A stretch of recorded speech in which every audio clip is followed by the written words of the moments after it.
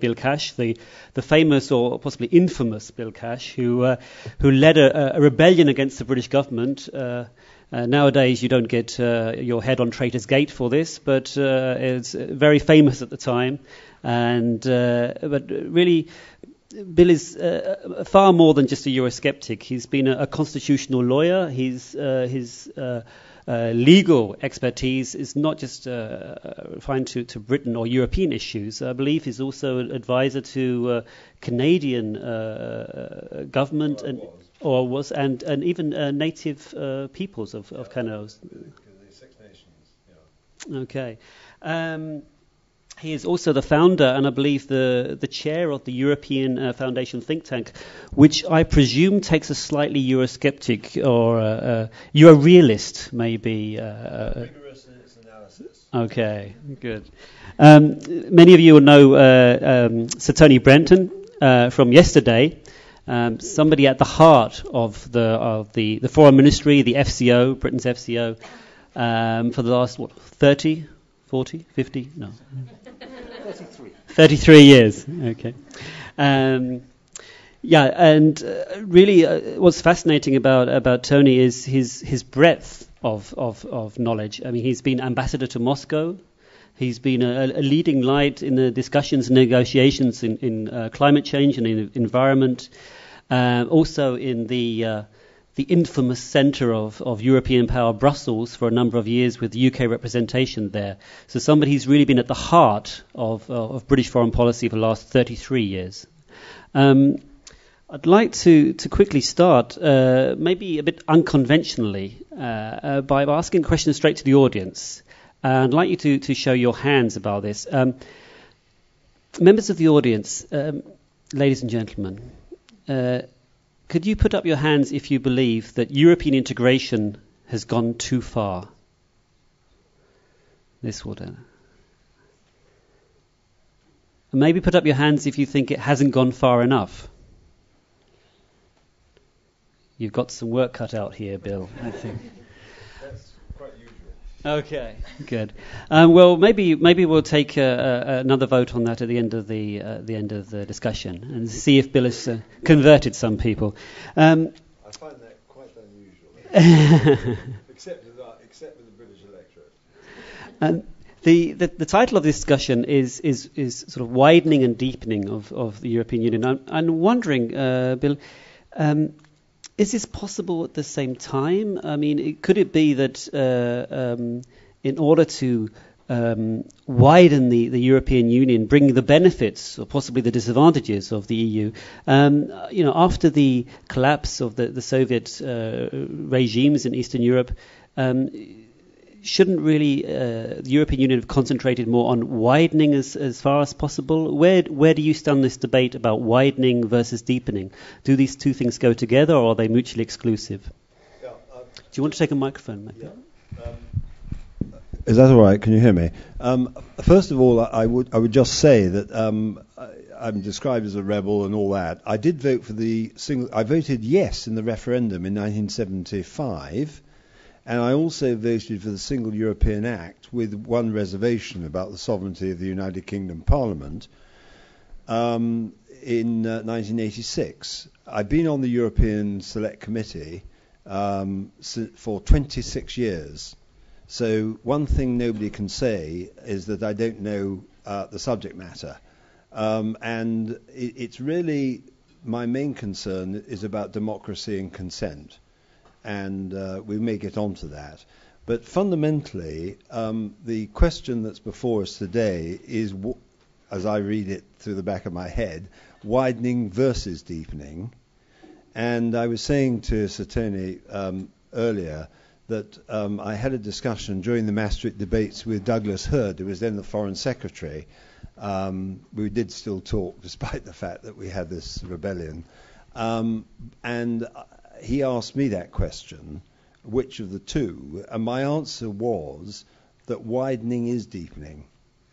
And the reason for that is terribly simple, because of I'm sure I can assume that you know what I mean by the acquis communautaire. I have to, when I'm talking to constituents in England, I don't talk about the acquis communautaire, where they wouldn't know what I was talking about. But in terms of the integrationist process, once all the other countries which become part of the process are required to adopt all the legal framework, and of course consequential Court of Justice and its rulings, and to implement all the directives, then it goes without saying that widening is deepening. Now, there is another political facet to this, which is that some people will argue, and it's meant to be, and I think this is a very facile position, which has been adopted by some of the analysts on the other side of the argument, in other words, what I call the Europhiles, that actually, for the purposes of English foreign policy, widening, and I know that this is the case because I've heard it from former Europe ministers, that widening reduces the impact of the European Union on the United Kingdom, and therefore it's regarded as a restraining process. Now, I don't see that at all. So for me, widening is deepening for that reason within the framework of the application of the laws, because my first concern is the impact that the whole process has on the daily lives of the people of Europe, not just on the United Kingdom, though that's my first priority, but actually, as a person, I was born, believe it or not, I shouldn't give this away, should I? I was born on the 10th of May 1940, which actually is quite an interesting date for anybody who knows their history. My father was killed in the war in Normandy, got the military cross. So I come out of a war background. I actually lived through the war. I can even remember it. And the post-war period. And I wouldn't want to see that happen again. So that many of the arguments that I hear from the other side of the equation, which is we mustn't let this happen again and all that, it is something which I understand, but I reject as a reason for the kind of Europe that Europe has become. And I think it's become, and I'll now stop my remarks so I'm going to give a talk later, and I will go into more of this, I suspect, later on. But for me, what has happened is something which I think I would certainly have embraced in 1946, has now turned into a complete reversal of its objectives, and it is creating a Europe which is far less democratic, which is not really based on consent. And I could give you the figures on the opinion polls. 68% in Germany now distrust the euro. That's only last week in the most recent opinion poll.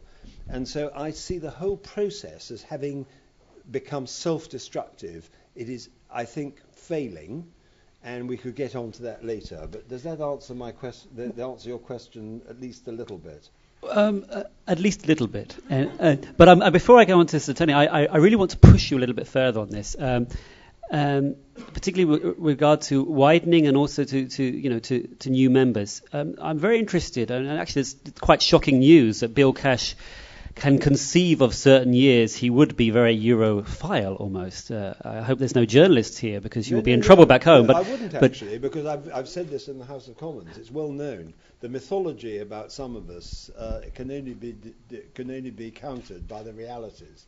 But I think that's a very interesting point, because a lot of people would say to you then, yes, but Britain and the other countries, Scandinavian countries, they've been stable for such a long time. They don't appreciate maybe the benefits of European integration. Whereas, for example, particularly the new countries in the East, Eastern Europe, Central Europe, their experience of in war, in the case of Yugoslavia, totalitarian regimes, surely we can't, or we couldn't have turned our backs on, increasing the size of the European Union, even if it was maybe against some of our short-term interests.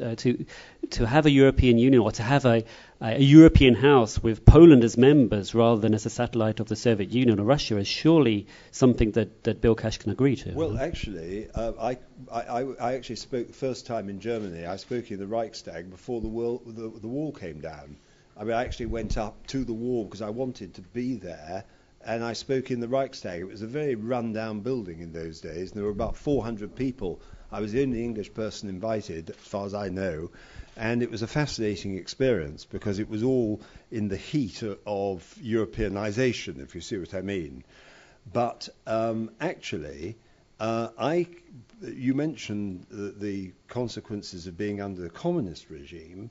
Of course, so many of these countries, and forgive me for saying this, but I'm sure you've all done it too. I mean, I have been to every European country on what I would describe as not just a visit, but as a member of the European Scrutiny Select Committee, and therefore, on a cutting-edge meeting in every country. You go to Latvia, the Baltic states, Lithuania, and Estonia.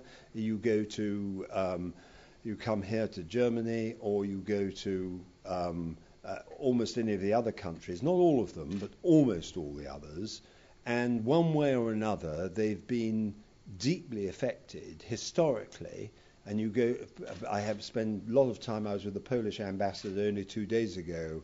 The two of us had lunch together in London, and you speak to the Poles or the Hungarians. I know Viktor Orban very well, and so on and so forth. And you know that they have had not only Russian domination, but they've had German domination before it. So they come from a background of enormous release, and the springtime of the nations and all that in 1990 was incredibly important, and you actually are this sort of generation after that, I think, just about. So I understand, if I may say, why all those hands went up. My concern is where it's all leading to, and I just don't think that it's going the right way at all, but I'll leave that for a later comment.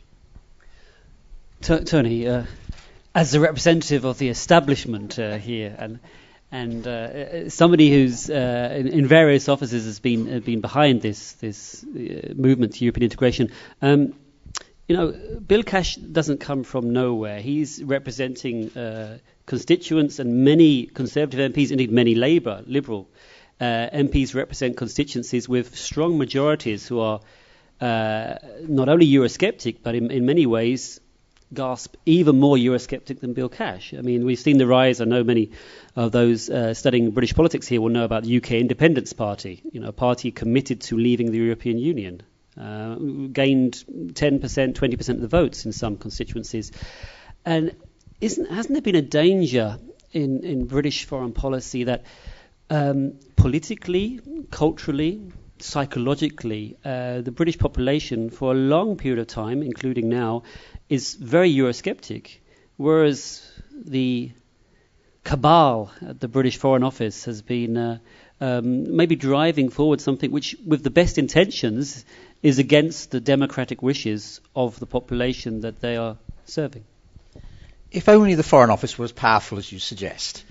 Of course, that's nonsense. Bill is a self-confessed rebel. He speaks very eloquently for a minority in the House of Commons and a minority among the British people. They're a very vociferous minority with some quite persuasive arguments, and they have been a real constraint on the speed with which the UK has been willing to move in a European direction. Is that a constraint on the FCO? No. I mean, we're a democracy. We move as fast as our constitution permits us to go. But the fact is that through the workings of our democracy, through the referendum way back in 1975, which was just before I joined the Foreign Office, through votes in the House of Commons and decisions by the government regularly, our democracy, representing the British people, has steadily and consistently opted for increasingly European involvement, if I can put it that way. We were involved in the negotiation of the Single European Act. We voted it through the House of Commons. It's now part of British law. With my vote. We voted for the Lisbon Treaty. went through the House of Commons, it's now part of British law. But the Conservative Party, with David Cameron at its head, with me together, voted against every part of the Lisbon Treaty. Nevertheless, the Lisbon Treaty is now part of British law. It is possible, I mean, there are, how can I put this? The UK, the centre of gravity of UK popular opinion on the EU is, I suspect, significantly less enthusiastic than the centre of gravity in this hall and more generally in Germany, which is why we are seen here, I'm sure, and more widely, as a drag on European integration. I think actually that's an unfair reputation. I think we confine European integration to places where it is rational to do it, and we can have that discussion. But if you look at the UK's record, it has been one of consistent support for the various instruments as they have come up to be voted in, of consistent positive involvement in the various negotiations as they have taken place, and of consistent observation of the agreements once reached, which cannot be said of all members of the EU, including, it has to be said, Germany itself. Thank you very much. I well and eloquently answered, but maybe then I can follow up with another question. You make a good case, and you argue convincingly that maybe the British population have not been so Eurosceptic as their perception is out there. But maybe viewing the events of the last few years, and particularly the last few months regarding the Euro project. Now, I know Britain is not involved in the Euro project, but surely you could say, well, Tony, the FCO has done a good job, and we've committed ourselves to the European project. But when we look at what's happened with the Euro, can't we see maybe that the end seal or the final destination for the European project, maybe we actually have to take a step back and say it's not going to work how we envisage, because there comes a point, and the Euro is a classic example maybe of this, there comes a point where integration between different countries with very different cultures only goes so far. I think you probably picked a truly lousy example, haven't you?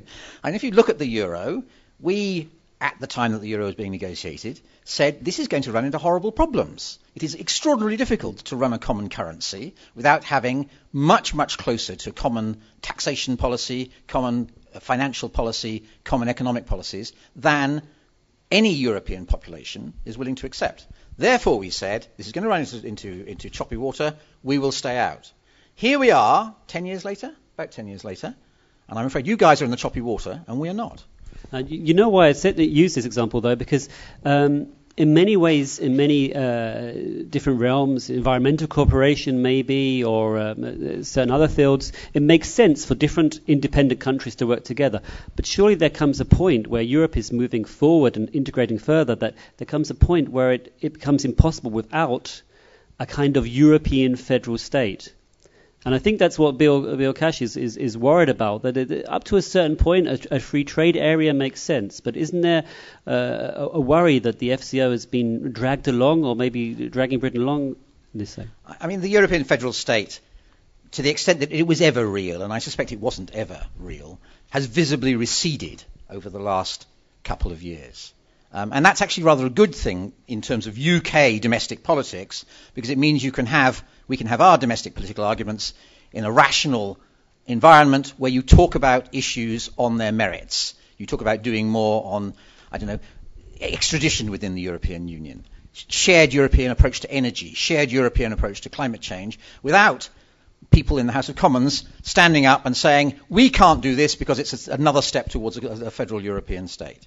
Since a federal European state is now so visibly off the agenda for the foreseeable future, these issues are argued on their merits, and therefore on issues where we are keen to see, we believe Europe can do more, climate change being one, energy policy being another.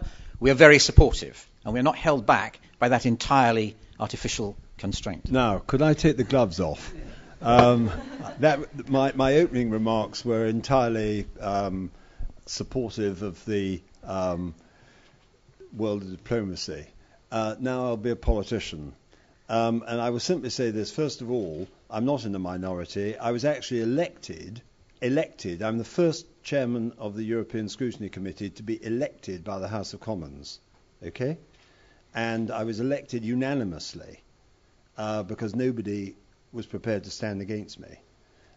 They tried, and they couldn't get any votes. And the two people who were former senior ministers who were put up to oppose me rang me up on the day before the election and said that they were throwing in the towel.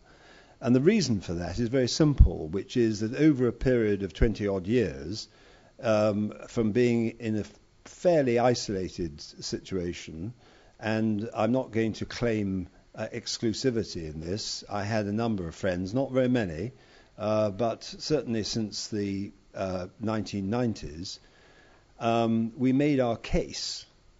And actually, the real question is not the Foreign Office. I mean, I can joke about that. They provide a lot of the network thinking that goes on, though I think a lot of their papers on Europe are extremely thin. They don't answer the real questions. And they promote an idea, but the real question is, does it work? And that is one of the reasons, in my opinion, why the British are very Eurosceptic. Because even today, and if I say this without any disrespect to this audience, the number of hands that went up to enthusiastically embrace a failing project seemed to me to be the triumph of hope over experience. You see, there are reasons why it's not working, and there are reasons why the British are Eurosceptic as a whole. I can tell you with complete confidence, because this has been in opinion polls for the last 15 years consistently. We've never really dropped below 65% for the Eurosceptic arguments, and I would reckon we're probably running at about 70-75 now, maybe even more. And the reason for that is to do with, as I tried to say at the beginning, people's daily lives. So we're not in a minority in the House of Commons. In fact, the Labour Party, for the first time ever, and I don't think Tony would be expected to know this, but for the first time, certainly since 1983, when, by the way, the Labour Party was more virulently anti-European than the Conservative Party, so they've gone through their own transformation. The reality is that they have just recently abstained on a very important motion regarding the European Stability Mechanism, and that is an indicator that they are themselves beginning to get slightly uneasy about the way in which the European system is functioning. If I ask you just to consider three questions, which I put to the Prime Minister yesterday in Prime Minister's Questions: the Portuguese bailout, the increase in the European budget, and the proposal for a European corporation tax. And I said to him, you must say no to each one of those. But that is only one of a forest of objections. For example, the failure of the Lisbon agenda, the failure of growth. This is not just a British question. This is, and particularly as I'm speaking here in Berlin, I would like to make the point that in fact this is about Europe. There is no growth to speak of except in Germany. There is a crisis in Spain. I'm now talking about the larger countries. The youth unemployment in Spain is 43%. This is riot territory. This is protest territory. This is the kind of thing that really, sooner or later, can explode. And there is no answer to it, because the proposals that are put forward in the context of the wider global economy, with the BRICS, if you know what I mean, Brazil and India, China, etc., you're dealing with wage rates, you're dealing with competitiveness, you're dealing, and this absurd Euro Pact, which I'm sure you know about, the Euro Competitiveness Pact, which is driven almost entirely by Angela Merkel's own internal domestic requirements, is really not going to solve anything. There is no reason why countries such as Portugal, Ireland, Greece and co, who have been given absolutely massive amounts of money, and Spain, which has a higher per capita receipt of money which has been redistributed, paid for by the German people. No wonder, if I may say, because we're net contributors as well, no wonder the people are beginning to get restless and indeed resistant to it. And this is not, therefore, I'm not putting this to you as academics or postgraduates, if I may say, perhaps living in that rather rarefied atmosphere. You come to talk to a small businessman anywhere in the United Kingdom, and they will tell you about overregulation. They will talk to you about the Working Time Directive. They will talk to you about the amount of time that it takes to fill in all the forms and the effect that it has on preventing them from being effective as a small business. And even Peter Mandelson, who was a Euro fanatic from the United Kingdom Labour Party and was Trade Commissioner, quite honestly admitted that overregulation takes up 4% of GDP throughout the whole of Europe. And it's probably an underestimate. So this is actually not about do you like Europe or don't you? I love Europe. I speak French. I don't speak any other language, but I can tell you that in terms of my appreciation of the art and the Renaissance and the rest of it, I hold a candle to nobody in my enthusiasm for Western civilization. But I see it being degraded and I see it being destroyed because the money that's being redistributed is not actually leading to increased growth. It's become a transfer union, a debt union, not a political union. I think I'll move the next question on to Tony, because it was a little bit like a political hustings speech on the streets of Stoke or Staffordshire there. But actually, I wanted to ask a question quite similar. Isn't the European Union in some ways a solution to a problem of 30, 40 years ago? I mean, Bill Cash briefly mentioned the BRICS there. Brazil, Russia, India, China, even South Africa has been used there. And wasn't the European Union originally, or European Community, really a French-German compromise to build peace inside Europe, to rebuild Europe after the Second World War, to keep the Soviets out, and really maybe it's a solution to problems which no longer exist? No. Yes, it was. I mean, I wouldn't describe it as a French-German coming together. There were 6 states in the original common market, of course. It was a coming together to prevent a recurrence of war, and it's still worth recalling that it has been supremely successful in that ambition. But over time, the challenge has changed. We live, I mean, this is all banalities, really. We live in a globalizing world. We live in a world where countries are increasingly living cheek by jowl with each other. I was saying this yesterday. We live in a diminishingly small village. And there are a lot of shared interests among European states which are better protected and pursued by them acting together than by them all going off and doing their own individual thing. And the European Union has in effect become the forum through which we identify and then pool our common activity on those shared interests. And the range of those interests has steadily grown wider over the entire history of the Union. Way back, we weren't contemplating, for example, cooperation on dealing with terrorism, because terrorism, while a particular problem in individual states, was not a major threat from outside. Now it is, and we have increasingly sophisticated cooperation among our police and security authorities to help us deal with that.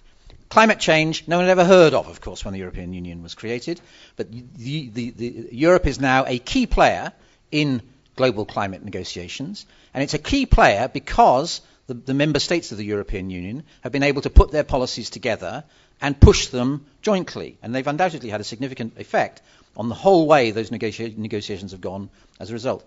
My last job in the Foreign Office was in Russia, which is a difficult country in all sorts of ways, as I will be explaining to you at length tomorrow.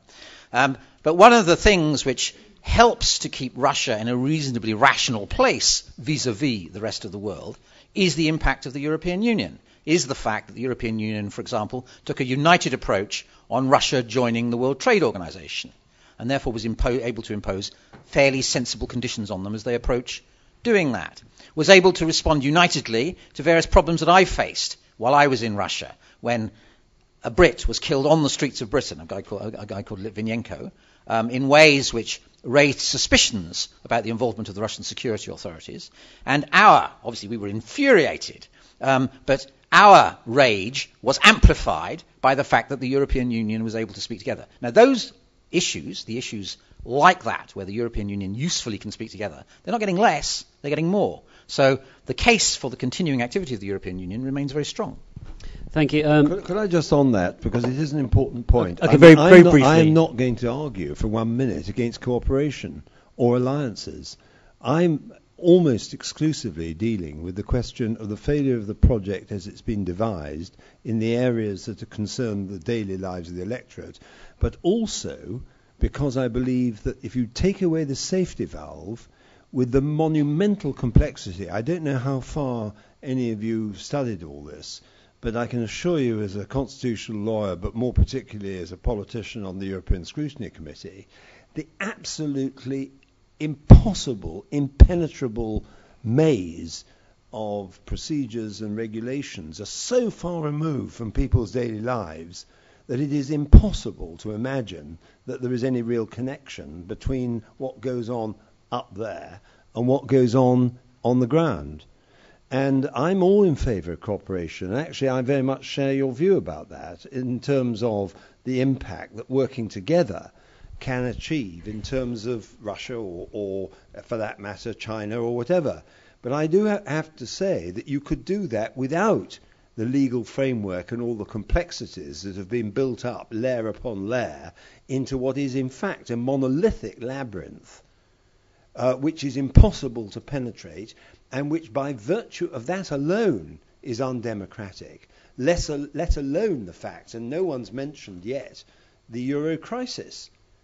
And Spain, Portugal, Greece, Ireland, I glanced at, but look at the reasons for it, look at the manner in which the whole thing has been handled, look at the impending sword of Damocles that hangs over those countries and indeed Europe as a whole at the moment. Ask Angela Merkel what she thinks about it, and ask Nicolas Sarkozy why he is now trying to get rid of Schengen. You see, the thing is this, that we really do have to get real. And I'm just not arguing against cooperation or alliances or to ensure that we have stability. What I'm saying is that the very things that have been created since 1945 are creating instability and the rise of the far right. With the unemployment levels and the immigration problems that are coming, and don't think, and I'm speaking as a practicing politician, that these are going to go away. They are going to become monumental, and they already are. Riots, protests, and it's very, very dangerous because there isn't such a thing as European government. I happen to agree with Tony about the question of the manner in which you deal with terrorism in terms of Europol or its successor. I mean, these are things where, there are advantages in working together. But you see, those of us who are branded as Eurosceptics actually also believe in cooperation and alliances. It's not a question of that. It's the manner in which the European governmental system has been created in its complexity without the safety valve for people in their own parliaments to be able to say, no, we won't put up with this particular provision or that because it's not in our national interest. I could develop that further. Okay, thank you. I know there's going to be lots of questions from the audience. I can see sort of steam already rising out of the heads here in front of me. But before I hand over to questions from the floor, very briefly, Try. I'd like to ask both the... I confess to that one. Both the panellists, where they would, and try to be polite about this, where would they like to see Europe and Britain's position or place in Europe in, say, 20 years' time? Oh, without a doubt. Within 5 years, I would like to see an association of nation-states. I would like to see something which would be effectively EFTA plus, where we could work together, we can continue to talk, which with modern communication systems, video conferencing, the capacity to travel quickly, would all change the face of modern politics and to deal with the whole of the global environment as well. And I don't mean by that in environmental terms, I mean in terms of the global economic situation.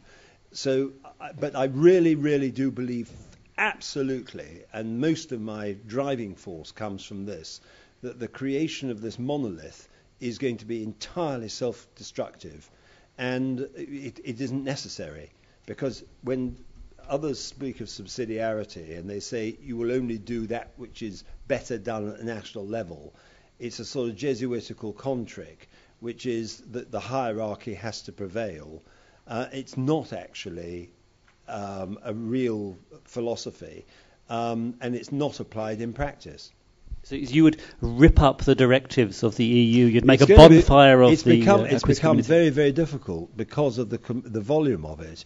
And I mean, every single week. I mean, for example, and I'm not going to give you a dissertation on the European Scrutiny Committee, but I can tell you we analyse every single document extremely methodically. I mean, word by word. We do reports. We hold debates on every document that needs it. And the whole process. In other countries, I'm not going to specify which ones, it's a joke. The laws just get transposed into European legislation as applied to the domestic legislation of the country concerned, with some exceptions like Denmark, Finland. I could give you a list of them. But in many others, the people are actually affected by 70%. The German president a couple of years ago put a figure of 75% of all legislation in Germany coming from the European Union. We reckon it's about 70. But you know, when that happens and it's not really been debated, discussed, analysed and explained, and then it's inflicted on people and it doesn't work, you can understand why they get a little bit upset. So Tony, your vision of Europe and Britain's place in it, well, I said originally 20 years, but Bill wants to do an accelerated programme. I'm a bureaucrat. I don't have visions. But let me agree with Bill on what I can agree with him on. I think he's absolutely right that the EU is far too obsessed with creating trivial regulations, far too obsessed with it's seen in Brussels. I know I've worked there as a mark of a bureaucratic success if you manage to create a common piece of red tape. And that's obviously not a good thing for Brussels to be obsessed by. It needs to reconsider. It needs to get into a more deregulatory and less regulatory mode. And I go with Bill too that there's a huge democratic deficit. This mysterious outfit in Brussels sits there spewing out regulations with nobody visibly in control of the process. I don't think the European Parliament is the right place to arrive at that democratic control. The European Parliament seems to me to be a joke. Therefore, somehow we have to link national parliaments much more clearly into the Brussels rulemaking decision. But having said those rather generic things, I think the real question about Europe over the next 20 years, or however long you want to judge it, is its progress in concrete policies. What are the concrete things which we would like to see Europe doing better or more of in 20 years' time than it is doing now? And there are some obvious answers to that. The single central answer has to be turning the single European market much more into reality. We sort of imagine that there's free trade over Europe and free movement of people and free movement of goods. We've all seen the constraints on that. And those constraints continue to cost all the European economies, all of us in this room, real money and real hassle. The more you can knock down those restraints, then the easier it becomes to integrate in other ways. So I would make that absolutely central to what I want to see progress in Europe in the next 20 years. The other thing I would want to see, and this flows from what I said before, is Europe operating much more cohesively and effectively as an international actor. The European, speaking of the EU's, response to, for example, the sequence of revolutions which have taken place in the Arab world has been pathetic. It was quite striking yesterday that a statement was put out, a European, in quotes, statement was put out attacking President Assad's repression of his own people, brutal repression of his own people. In the good old days, when I was working in Brussels, it would have been inconceivable for that statement not to have been put out on behalf of the European Union as a whole. Speaking for, back then it was 15 member states. The statement that came out yesterday was 5, admittedly 5 big, but 5 European states. That's not the way it should function. We should be much more coherent. And we've got a huge problem flowing from the revolutions that are going on now. We've got these unstable, difficult, stressed places just on the other side of the Mediterranean, which are going to, if we don't get things right, produce continuing political carnage, a continuing flow of immigrants, which is the stress on the stress on Schengen now, a continuing acute problem for us.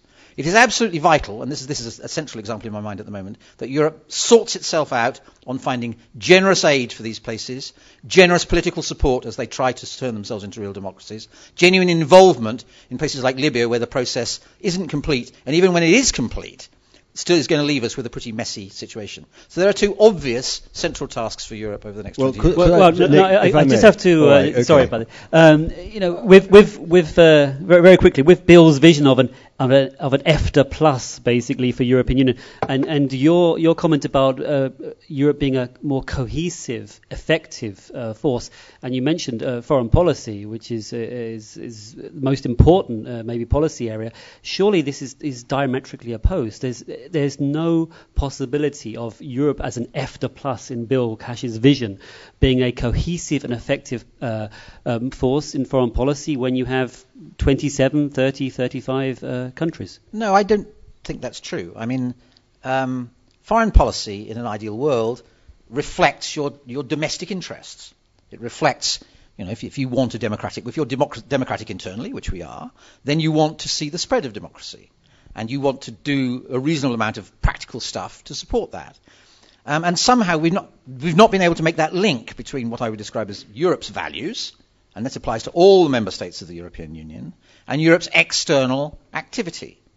Now, that's not a matter of creating institutions particularly. That's a matter of creating habits of thought and habits of cooperation, which for the moment seem to be somewhat in abeyance. That's the example which instantly occurs. Well, I actually see, interestingly enough, have a great deal of understanding and to some extent agreement with Tony's desire to see a proper response to these problems of the kind that he's mentioned, and Syria is going to become even more acute, I think, perhaps than Libya in its own way. Because of its pivotal position in that part of the world. But then we haven't even mentioned Iran, and so it goes on. Now, you have, and this is really where I move away from, if I may say, Foreign Office speak and diplomatic speak to political grassroots speak, because that's really my business. And I would venture to suggest that leave aside the commercial aspect and the over-regulation and all the things that affect people's daily lives.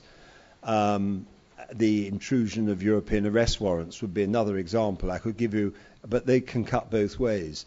But in the area where Tony's chosen to pitch his tent on the broader foreign policy questions, I would say that there are real reasons which are to do with national interests, which led, for example, in the Iraq War, right? And the fact that the British and the Americans were pretty well left on their own on that one. Some people, many people in my own country, regard the Iraq War as being a very bad thing. But what I'm saying to you is, in terms of cohesion, there wasn't any. And the same goes for the Libyan question. Germany voted to abstain, or decided to abstain. In other words, and then there is the French position and what their interests are in relation to the whole of the Algerian, Moroccan, Maghreb country and their influence, which Tony will understand better than I do. But what I'm driving at is this. When you see that lack of cohesion, which he has vividly illustrated has been growing rather than diminishing, in other words, there is less cohesion now, the reason for it is to do with national interests, and to some extent, and I couldn't be absolutely certain about this, it reflects the judgments in the Quai d'Orsay, for example, about what it is that is in French national interests, just as, for example, in the Chancellery here in Berlin, there are judgments about why they would want to abstain on Libya. It's to do with the German perception of engagement in foreign ventures and, for example, their relatively innocuous impotence in relation to the question of Afghanistan. And so it goes on.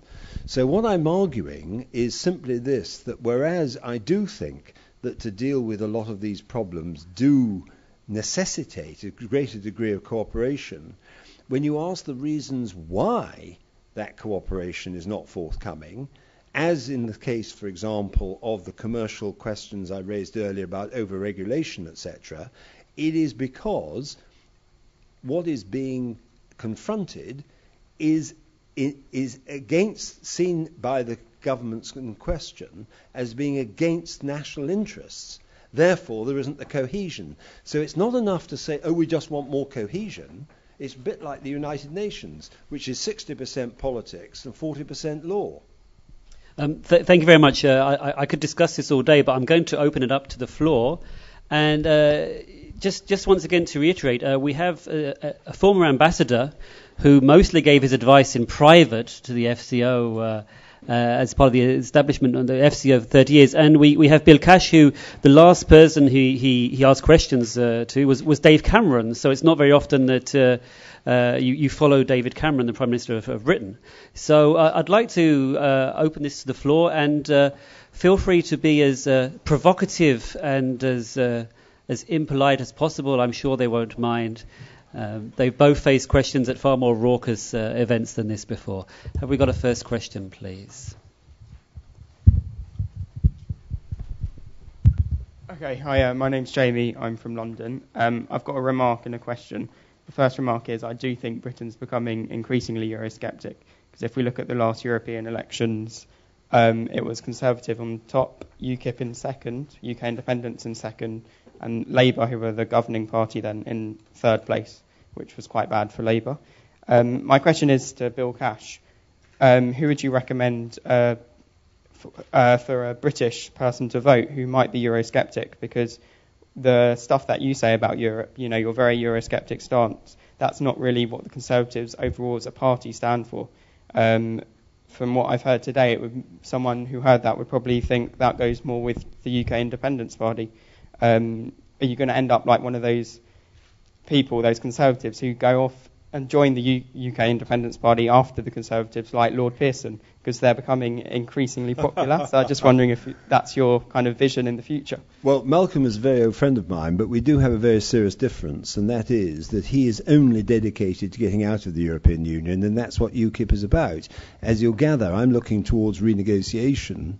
And the idea, and I come back to what Tony said earlier, and it was slightly implied in your question as well, as to whether somehow we're out of step with public opinion, would be a grave error, because actually, you did imply it in the opening of your remarks, the majority of the British people agree with us, whichever party you're talking about. Even the Liberal Party, funnily enough, there's some quite interesting statistics that demonstrate that the leadership in the Liberal Party, Liberal Democrats, is not necessarily reflective of the attitudes of many of their own members on these questions. So fundamentally, I think my sort of likely political path is to seek to continue to deal with the problem we have in the coalition, which is that David Cameron depends on his tenure in number 10 to some extent, and probably to a very great extent, on delivering to the Liberal Democrat leadership, which includes Nick Clegg, Chris Huhne and the rest, who are Euro fanatics of the first order, the failure to have a proper deal in the coalition agreement. I recommended to David Cameron that he should, and I wrote to him on the 10th of May last year, before the coalition was signed, and I said, if you're going to enter into any arrangement with these people, you've got to do it on the basis. We have got 306 seats, they've got 55. Let's get real.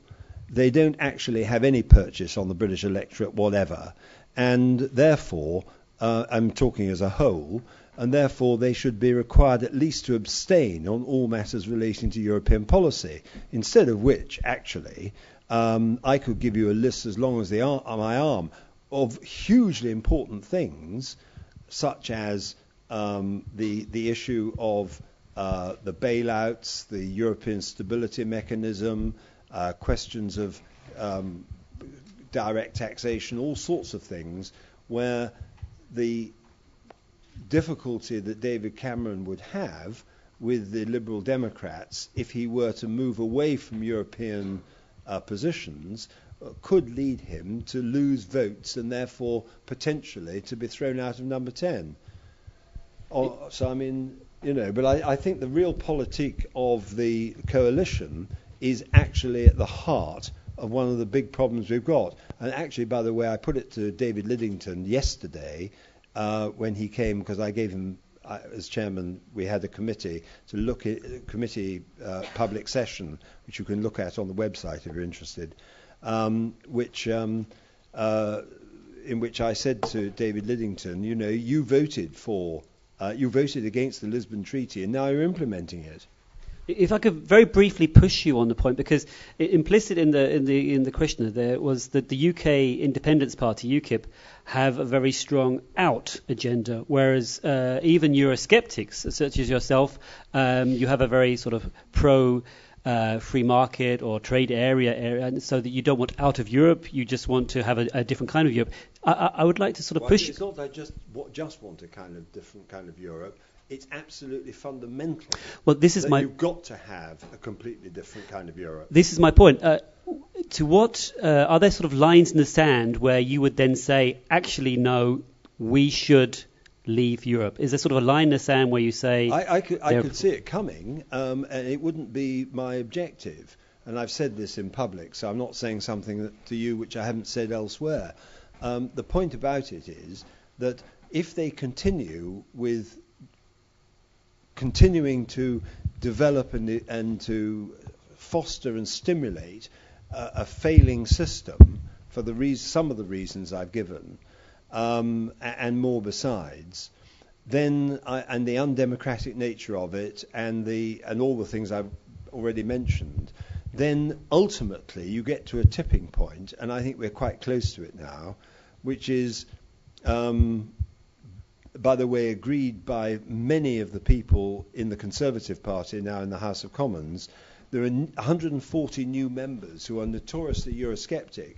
Why are they voting at the moment with David Cameron and the Liberal Democrats when people like me and my friends, there are about 40 of us, are voting consistently against the government on these questions? It's the whips. It's not to do with, in every case, their inclinations. It is because the whip system has a very powerful effect on very new members. So don't underestimate the extent to which there is a deep unease within the country as a whole and the Conservative Party in particular. Can I just come in here? Okay. I will be very brief, because we're actually far more interested in hearing from you than you are in hearing any more from me. But the discussion going on up here must sound in some ways as if it's taking place on Mars. There is no way that the UK in the foreseeable future is going to withdraw from the European Union.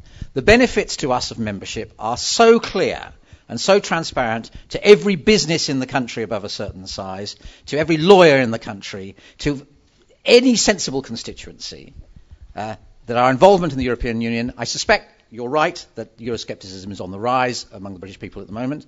I think there are conjunctural reasons for that. The European Union has not attracted a lot of good headlines recently, and there are no big issues in the European Union which the UK is actively involved in. There are big issues, but they're mostly about the euro.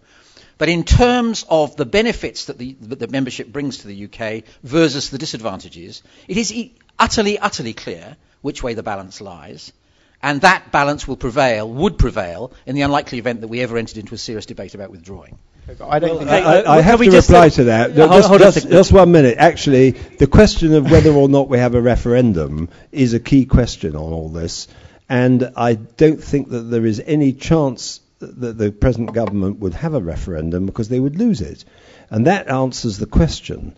The problem which Tony postulates about the impact on business and all the rest of it is weighed against the fact that the reasons why they would lose the referendum is to do with the fact that people, whether they are farmers, despite the subsidies, for a whole range of reasons, I have a huge farming constituency, small businesses, etc. It's about grassroots. Tony is putting forward the conventional view, which we've had to put up with for a very long time, that actually it's all beneficial. It is not the way it's seen by the man in the street or in Germany. And I can tell you that this applies also in other countries. It's the redistribution of funds which has given a lot of people in Central and Eastern Europe a sense of false security, because when you have massive transfers of money, it makes people feel good, but it hasn't helped Ireland, it hasn't helped Greece, it hasn't helped Portugal, and it isn't helping Spain, and a lot of other countries are going to have the same trouble. Well, I think in honour of Bill Cash, we should do House of Common rules and allow for a follow-up question from the gentleman. Just very quickly, yeah. I just don't think the Brits know the advantages. That's the problem, and that's why Euroscepticism is on the rise. Like, there is good advantages, but we just don't know them because the press, maybe, I don't know. There are some. Briefly, Bill. There are some advantages, yeah. But just the main question is just what you say is that, because I don't know, I think I'm right in saying that you would like to stay good friends with Europe but not be a member? Is that right? No, I think that the whole of the Europe, I personally believe very, very strongly, and I've been saying this for nearly 20 years, looking at the way it was going, that actually the most sensible thing is to review the manner in which the whole fabric of the system has been created. Tony, from his, I wouldn't describe it as an ivory tower, but from his preeminent position as a very senior and distinguished diplomat in the Foreign Office, has to deal with people like me, because I am actually in touch with the electorate as well. And I have to say that the mismatch between, though I share his view about the necessity for alliances and for cooperation and for also many of the reasons that he gives, but I think it's a grave mistake to imagine that people are not more interested in their daily bread than they are in these broader questions, many of which, for the more shall we say, experienced of us in the political scene, realise there are advantages. So I'm not in any way going to diminish the objectives, and I will be listening very carefully to what he said about British, European, German, Russian relations, the whole, because these guys are real experts on all this, and that's what it needs to be sustained. How you sustain it, and look at the mess of the Ashton External Action Service and all that goes with that. This is a disaster area. Well, I think you're allowed to say he's from an ivory tower, as he said said you were from Mars, I believe. Yes, so I know. Can we have the next question, I didn't please? use the word ivory tower. Hi there, I'm Sebastian. I'm studying economics in my third year, and I've got a question about the common currency. But there is quite a popular view which argues that Greece, Spain, Portugal, and Spain would be better off without the common currency or without the euro. However, there are also some voices which argue that actually Germany would be better off leaving the euro. Could I just get your opinion on that? Thank you. Briefly, or? Very briefly, I mean, as I've said, we have, because we're not a member of the euro, have been happy to sit to one side on what is obviously a very complicated argument here in Germany and in all the rest of the eurozone. Ideal for you, and actually for us, because we benefit economically from the existence of the euro, is that you get the problems of Ireland, Portugal, and Greece under control. And that is not inconceivable, although it still looks very difficult. The next, if you can't do that, then I suspect they're all going to have to default in some form, which is not a complete tragedy for Europe. And then we start off again with them starting off with much less debt, and hopefully with the extra arrangements which the eurozone is now working on, a repeat of this sort of crisis can be avoided, which would be a good thing. The one thing I would say in response to your question is that as I judge German politics and European politics, the last thing that's going to happen is Germany coming out of the euro. This is far too much of your, I mean, not only economic, but political identity.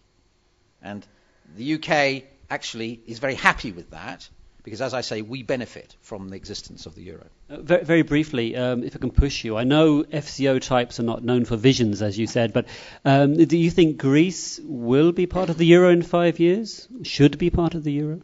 I won't comment on should, but I think they will be.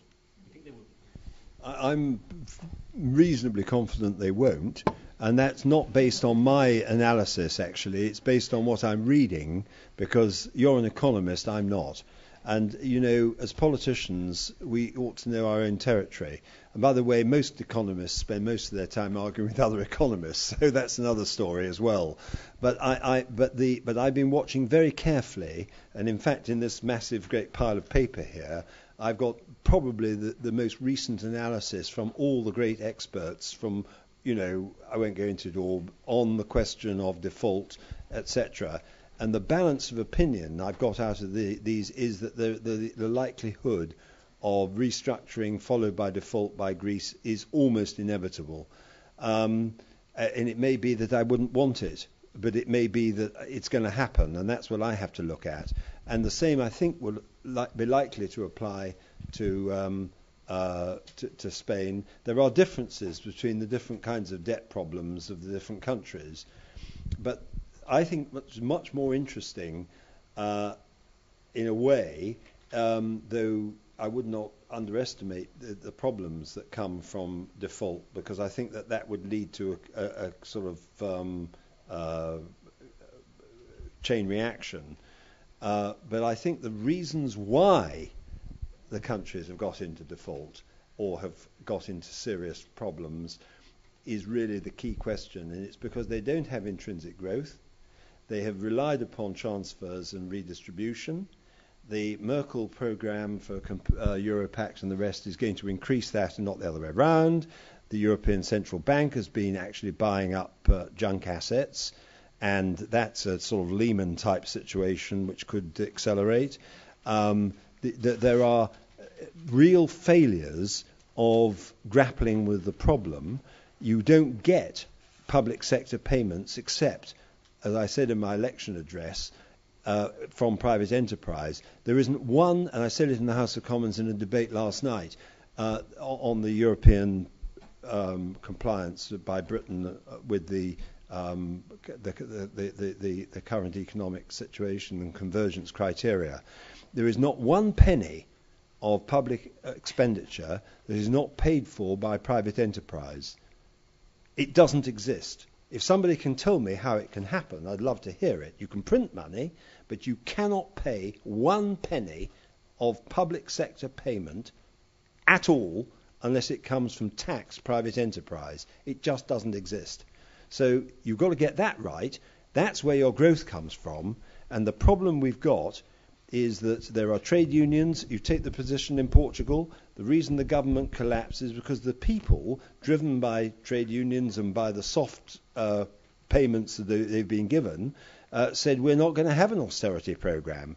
If you look at the current situation on Greece at the moment, there is a severe underestimate, according to the papers I've got here, of the actual debt. And it's well known that there were lies told about their situation when they went in, and so on and so on. So ask the question, not only what will happen in the future, but why it happened in the first place and whether it was ever a sustainable proposition. Once you get to that point, then you start talking my language, I think, which is how do you renegotiate it to make it a realistic Europe and not this artificial one driven by these aspirations and ideologies. Strong stuff. Next question, please. Hello, my name is Jörn. I'm from Germany, and I want you both to comment on this question because imagine the euro was not created as a valuta in those countries where it is. How do you think would the EU react on collapse of the economic and financial sectors in those countries where it collapsed now? Well, the answer to that is very easy. They wouldn't be facing the problems they face now because they would have devalued. And that's the constraint which they now face, is precisely because they're inside the euro, so devaluation is not a route that's open to them. And the situation that Greece, Ireland and Portugal face is a consequence of the existence of the euro. And it's an unpleasant consequence, but to repeat, I think it is a manageable consequence. These are not huge economies. If Spain goes, then it becomes a much bigger problem. But for the moment, it feels to me, as an outsider, like a manageable problem. Stay, I just want to abuse my position here again.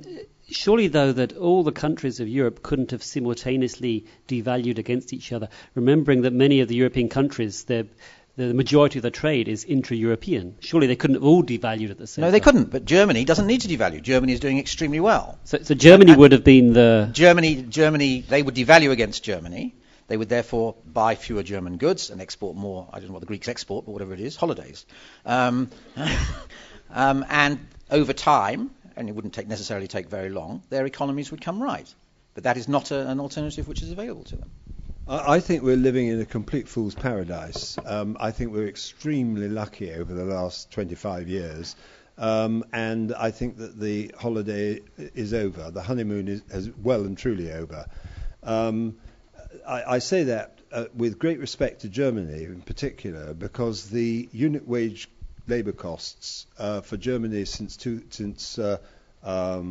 from 2000 to 2009, which I think are the latest figures, there's a slight variation, but the unit labour costs have only gone up by 2%. When you look at the other countries in Europe, you're talking about 30 to 35%. People are living not only beyond their means, but in a world of complete fantasy. And furthermore, a lot of that is driven by the redistribution of money, much of which has come from Germany and from Britain, and the others who are temporarily net contributors. And it's just unsustainable. But Germany is the motor, and I don't know whether it's going to be the same audience for what I say later, because I'm afraid that they're going to put up with quite a bit of what I've said today a bit later on. But I will tell you this, I won't go into the detail now, but on trade balances, I've done an analysis because, I get help from economists. If you ask the right questions, you get nearer to the right answers. And I've been asking about the trade balances between Germany and the other member states. I've been asking questions about the interactivity of each of the countries in terms of trade balances with the other countries, and there are some very interesting conclusions which I draw from that, because I'm afraid that Germany and now Britain for the first time, or I'm not entirely satisfied that we've really told the full truth about our level of debt, because we have certain things which are off balance sheet, which I think should be included. But nonetheless, I think that there is a realism which is borne in on certain countries, and there are other countries who just don't want to know. And as long as they carry on like that, the pit gets deeper and the future gets darker. Okay. A couple more questions before we finish for today. My name's Annika. I'm a law student, and I've got one remark and one question. Firstly, Bill Cash, you mentioned the legal framework and described it as a maze on EU level, and described how it's very far away from people's everyday lives. And I certainly agree that there's a problem of applying the doctrine of subsidiarity on behalf of the EU. But then I would also argue that there are certain problems and areas that today we can't possibly cope with on a national level. For example, environmental law. I can't see how we could deal with environmental issues at the national sphere or by just having debates among EU countries. There would definitely need to be legislation. So possibly we'll need to accept that there are certain more abstract fields that will be increasingly difficult to communicate to the electorate. But that's just that it's new problems that we're facing. And having studied law in both UK and Germany myself, I would like to ask you as a constitutional lawyer whether you believe that EU scepticism in the UK can be partly explained by the differences between its common law systems and the civil law systems, and the UK being in this very unique position of having to accept, in part, an EU system that is very constitutional. Well, a very, very good question. I don't want to sort of bore the rest of the audience with an internal British domestic question about sovereignty, but take your first bit about the environmental law. Yes, I have a lot of sympathy with that. I had a debate with Geoffrey Howe, who is one of the leading Europhiles, and was Margaret Thatcher's foreign secretary until she dismissed him, and that led to a lot of other things as well. And it was actually the annual meeting of the Bar Council about 15 years ago or more. And to his astonishment, I said I could see the point of a court of justice to deal with those areas where you necessarily would need to have a type of pan-European law. And actually, as it happens, even in 1990, I was conceding that environmental law would be an area where you could see a reason for it. I happen to think that actually, in terms of water, just to give you one example, there is a world of difference in what goes on in the Rhine and what goes on in the United Kingdom, which is an island. Now, I don't want to go too far down there today, certainly not. But, so I do concede that there are areas where a common legal position could be beneficial. However, on the final question you put about the common law, we've had encroachments of the common law by statute on a monumental scale since the mid-19th century. I'm not going to go into the European Court of Human Rights because, in a way, I mean, that is under review now. When I was Shadow Attorney General and Shadow Secretary of State for Constitutional Affairs, because I was in the Shadow Cabinet for several years, I put forward the proposal for the repeal of the Human Rights Act and the overriding of the Convention where it was in our national interest. That is now a very, very hot issue for a lot of reasons. And the Lord Chief Justice, to answer your question rather than it come from me, actually said only a short time ago to the Judicial Studies Board, which is the judges, to the whole lot of them, he said, we must beware. We must keep to the common law and not simply apply Strasbourg precedents in the British courts as if they were our law. And in terms of the European Court of Justice, our Supreme Court has become very Eurocentric, and my first act as chairman of the European Scrutiny Committee was to set up an inquiry into the question of British sovereignty in relation to the European Union, and we had 4 or 5 weeks of analysis from all the top experts on both sides of the equation, and it's all on the website, so I don't need to go into that now. But what we emerged with was a reaffirmation of the sovereignty of the United Kingdom Parliament, because that is based on democracy and it's based on consent. And if you lose that and you simply apply European law and you don't reserve the option to be able either to get out of it or alternatively to modify it, then you will get out of sync with the people who vote members of Parliament to pass laws. So it's actually much more about democracy than it is about law. We have time for 2 very quick questions and 2 brief answers as well. All right, I'm Ingmar from Germany, and I have 2 questions. The first one would be on the euro, and I think we actually have to admit in retrospect that it was probably a mistake to introduce it. I personally regard it as a historical concession to France, but right now in this situation, would it actually, what is your opinion on if Germany would actually cease to pay for the eurozone, and what would actually happen if Germany would drop out of the eurozone? And the second question would be, is there a perception in Great Britain on the further integration of the Eurogroup, and is Great Britain actually fearing to lose some influence in terms of the economy model, for instance, of the United Kingdom? Thanks. Maybe Tony first, who's been waiting quietly in the corner here. Two good questions.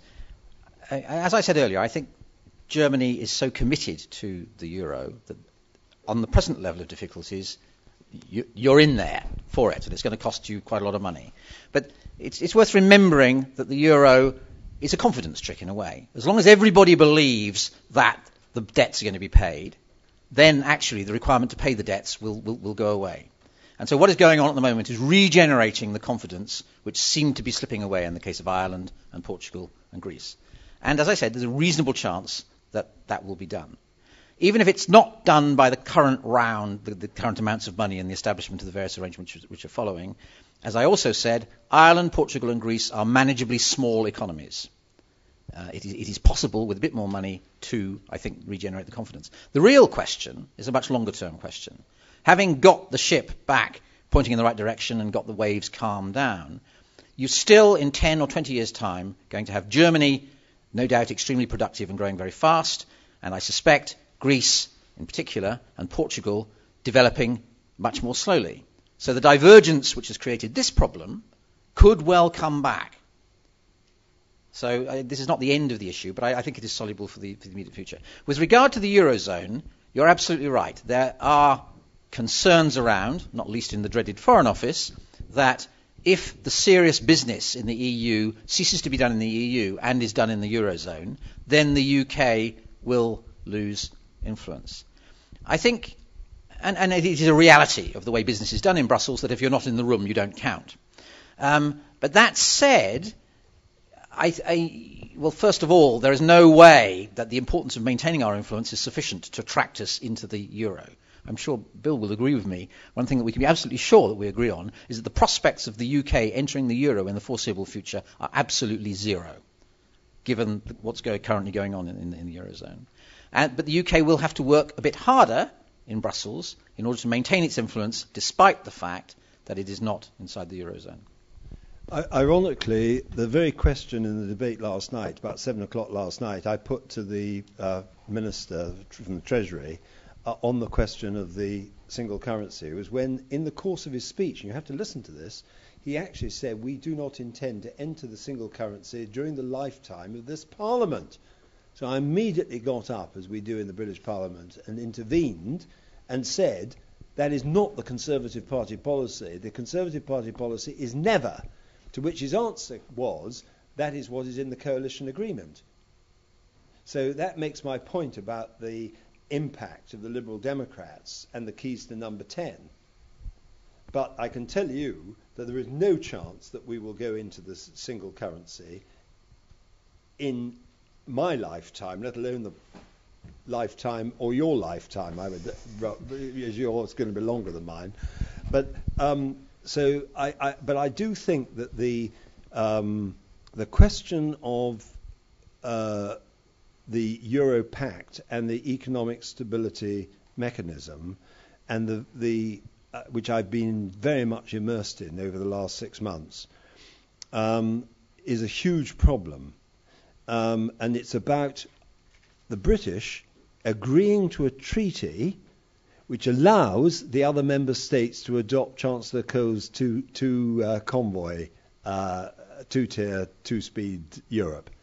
And underlying what Tony was saying, it may surprise him, because there are a lot of my Eurosceptic friends who, if I may say, haven't quite seen the wood for the trees on this one. I actually, for slightly different reasons, probably very profoundly different reasons, actually really seriously have attacked David Cameron for having agreed to a treaty which has allowed the other member states to go ahead, and I described it in a debate as the creation of an aircraft carrier as against a rowing boat. And the point is this, that I think the answer to the question lies, and as far as I'm concerned still lies, because the treaty itself is still in the making, if you like, that we have got to say that we will not allow this to happen, because I believe that if we can create the kind of environment which this crisis is demonstrating is needed, we would be able to create another kind of Europe rather than a hardcore enhanced cooperation Europe on the one hand, and the other countries who are left out of it having a second-class status on the other. Now, I think that if we're going to have a cooperation system, that you can't have, as we put it in English, the bun and the halfpenny too. You can't have both. And I think that this is the time for people to sit down and say, well, we're not going to have this kind of system, but it is going to require renegotiation of the whole shooting match, which, as I indicated before, I believe we should do, but is a very big call. But don't be put off by the fact that treaties in the past, however complex, have in fact been unravelled, because when national necessity and security and commercial necessity calls for it, then people have simply got to bite the bullet, get down to it and do it. On Germany, should it leave the euro? It's not for me to say. I would simply say that I've heard many Germans say what you suggested, which is that it's time that you did, because of the impact it's having on your having to pay for everybody else. And as I said at the very beginning, on the latest figures I've got here, and this is only last week, 68% are saying they don't trust the euro, and 62% don't trust the European Union. That is people. And the problem we've got is that, if I don't mean this in a pejorative or a disrespectful sense, but there are elites who are living in a world which is not the world that the ordinary man in the street lives in. And I simply make this, and I take the most important part of the real world as being the small and medium-sized business. All over Europe, there are people struggling with international competition against a background of an environment of complexity of legislation, low growth, too much money in public sector, working time directives, the list is endless, where they simply can't compete. And that is why people are fed up. And also because they think the whole thing is up there, and it's all to do with a lot of very rich people who are politicians or bureaucrats or whatever it is. They're doing what they do. And it's the oldest story in the world. And it goes back in a funny kind of way to the kind of things that people witnessed during the Roman Empire and then the Holy Roman Empire. The fact is, this is an empire that's been created, and it's not firmly rooted in the votes of ordinary people. Okay, one more question I think we have time for. Hello, my name is Maite and come from Spain, one of the joke countries, I guess. I wasn't born British, my fault. But I would like to ask Bill, if he has taken into account the context of Spain, of the dictatorship that we had 35 years ago, I guess, and the labor market, and also young people like me. We were, just in a dictatorship 35 years ago, and then we had so many well-educated people, that's the problem, and then people that almost don't finish high school. So in Spain, people that finish high school just go straight to university, just like me, for example. So there's the problem that there's no jobs for everybody because we have a not very well-structured labor market nowadays. But I see this as an operational problem, actually, and not a strategic one. And it's a problem of cultural, in the meaning of my generation is very different from the generation of Spanish or Portuguese people or Greek or Irish maybe that you have met, because we are well educated, we want to fight for the country, but we don't have the means because all is disorganized by this, all the changes that have gone so fast in the last decades. So I see this as an operational problem that's more than a strategic one. And I want to ask you why, if we bail out and we save banks, for example, in England, if we're liberalists and we save them, why don't we save countries and we save them in order to make the European project stronger eventually, since we believe in capitalism and liberalism and we think that the bank problem is just contingent, it's just stationary. It's not going to be here for much longer. Why don't we see that with those countries like Spain, Portugal, Greece, or Ireland, that they are definitely not the same, may I say also. And I want to say to Tony, that I agree with him that the European Union plays a very important role in the future because we have so many things in common and so many global problems that require global answers. And from my point of view, and maybe here in this room, some people may agree, we have so many nowadays cultural features that we share, especially young people. When we go outside, we feel more European, more and more. Because some of us, we are half wherever. Some of us, we have been able to be in touch with so many different countries since we were very young. So maybe in build times it was more like we won't want a war game, but in our times it's more that we want to be united in order to be something in the world. So maybe our identity or the identity of the European Union is changing that way. Could I start immediately by telling you something which might surprise you? I understand the second point you've made. It's really for Tony, but I'd just like to pick up on it for this reason, that actually I've two of my grandchildren were born in Spain. My daughter-in-law is Spanish. My son lives in Spain. One of my other grandchildren is half Greek. My son's been married actually twice, but once was to an Italian, the other to a Czech girl. So I mean, the idea that people like me are not. I mean, I'm probably more European family oriented than almost anybody else I know. Two of my children, one was born in France, by the way, one grandchild, and another one was married in France. So it's quite a cross-section. So I don't feel that I'm an insular little Englander, if I can put that answer to you personally. However, on the question that you were directing towards me in your comment, I think the real problem is that the direction in which Europe is going as regards the young people is very bleak.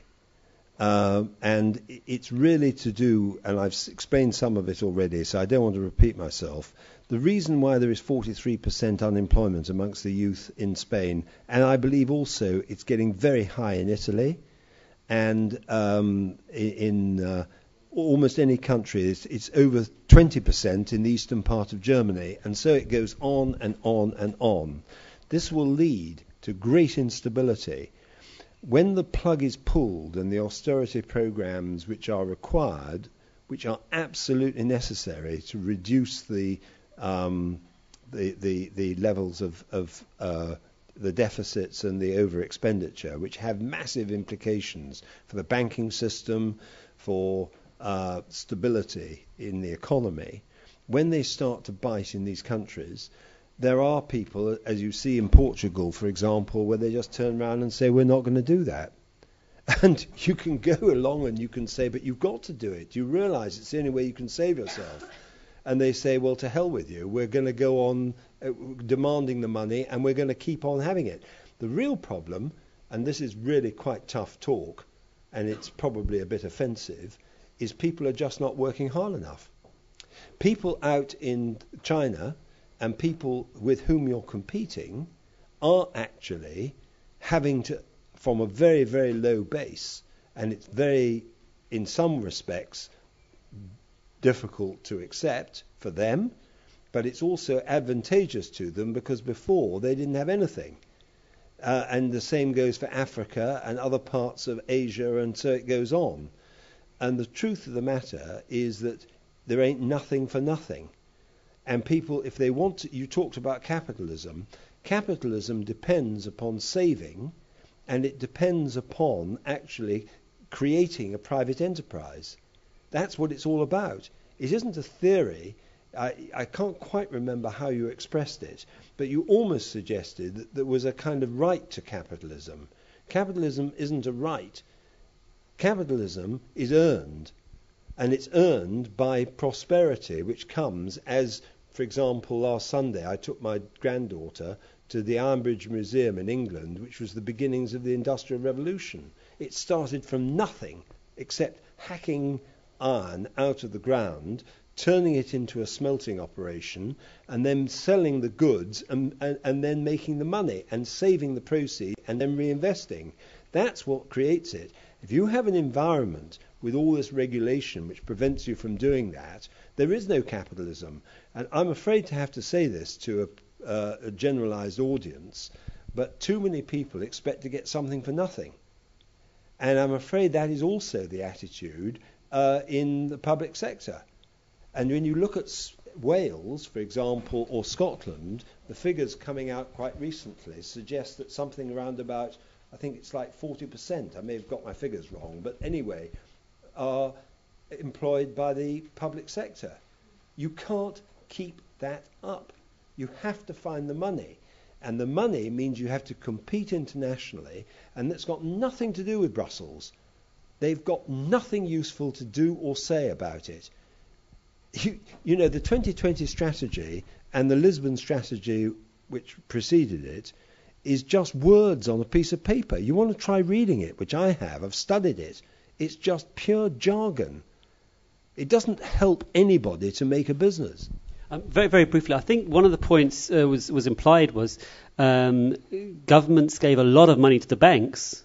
So surely the countries are worth in bad times. I think that was the point. Well, I have a lot of criticism of the banks. And by the way, Santander briefly. Very briefly. Santander has just actually come out with some rather poor figures. They're not disastrous, but not very good. They just acquired the Abbey National, the building society, which was founded by William Cash, I may tell you, in the 1870s. But that was a mutual. And the point is this, that was where people saved money. That the saving culture is one of the big problems. And all I'd say to you is that I think the banks have behaved very badly. And I still think that, that they have a lot to answer for. Yeah, very briefly. I mean, obviously, you're quite right. The issue with the banks is exactly the same as the issue with the countries. If you fuel them when things are rough, then you hope to recreate the confidence, which means that you then get your money back. And that, roughly speaking, is how it's turning out. I'm not in any way speaking up for the bankers. So there's been all sorts of very bad behavior. And interestingly, one of the things that has flowed from the crisis has been Euro-wide regulation of the banking sector for the first time. And that leads to the other area where I agree with you. There are various factors, of which you pointed to one, which seem to me ineluctably to carry us in the direction of greater European integration. One of them is the recurrence of crises. This crisis that we've just had, difficult though this moment is, has actually generated a European-wide system of banking regulation, is going to generate tighter cooperation among Eurozone countries on their economic policies. It is through crises of this sort that gradually we will acquire more common policies. That's one factor that's going to carry things forward. The second, you also pointed to, is that there's a generational shift in attitudes to Europe. When I grew up, schools didn't take their kids off to Greece for educational trips because Greece was a long, long way away. Now they do. And you, like my children, think of Europe as basically your hinterland. And that's a very good thing, and that inevitably generates less suspicion of the European institutions, less suspicion of action at a European level, and therefore progress at a European level. And the third thing, which is going to help to give dynamism to the European project, is that the world is changing in ways which Europe is going to have to respond to. The rise of China and India, the recovery of Russia and Brazil, all of those mean that we're living in a world where we are no longer close to being top dog, where we can no longer take our standard of living for granted, where we have to compete effectively against, in some sense, poorer, hungrier people than we are. And in order to do that, we're going to have to cooperate amongst ourselves much more effectively. So, yes, there are doubts. Yes, we're in a difficult position. But I'm reasonably confident that the European train will continue to trundle in a forward direction. Okay, before Peter Rees drags us from the stage, as we've gone way over time, can I just return to the initial question? If you'd like to put your hands up if you think European integration hasn't gone far enough. Hasn't gone far enough. Okay, I think Bill Cash has got a couple of weakening people along the way. But I still think, although the European honeymoon is over for Bill Cash, I think it goes on for many people here in ICD. I think I've gone a bit over time, but I'd just like to, on behalf of ICD, thank our two panelists, really top-class panelists with insights from government, from diplomacy, and it's not every day that we get to question such high-class, prestigious, informed, argumentative people, and I would like to thank them very much. Thank you.